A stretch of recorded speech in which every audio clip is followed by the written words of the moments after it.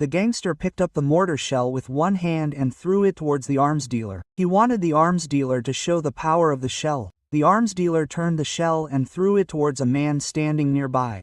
Then the leader ordered the man to attack the pine tree on the top of the mountain.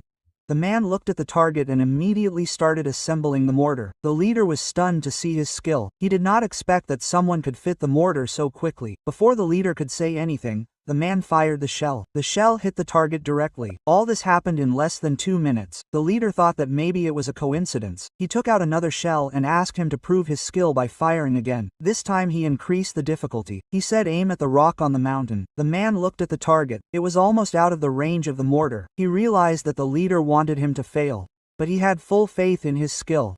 He set the mortar again and fired. The shell made a mark in the air and hit the target directly. The leader was surprised. He had no idea that the man would be so skilled. The weapon seller told him that the man had been the best mortar soldier in the artillery unit.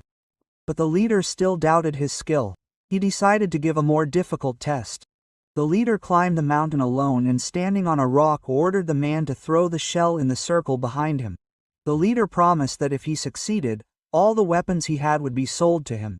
The man immediately agreed. A huge commission was to be earned from such a big deal, but this challenge scared the leader's companions. At such a close distance, the fragments of the shell could prove fatal. They immediately pointed their guns to stop the man, but the man did not care and kept setting the mortar. Before anyone could do anything, he fired the shell. Heavy smoke arose from the explosion, but when the smoke cleared, the leader was standing absolutely safe. Actually, the man had used a smoke shell so that the leader would not be harmed. The leader quickly came down the mountain. He took out a bag full of dollars and gave it to the arms seller, asking him to hand over the man to him. But the arms seller refused. The leader put in another bag too, but even then he showed reluctance. Seeing this, the leader became furious. He threatened that if the man was not handed over to him, then the arms seller would not get anything. The leader's companions immediately pointed their guns. Seeing the situation serious, the arms seller was helpless. He took the money and handed over the man to the leader.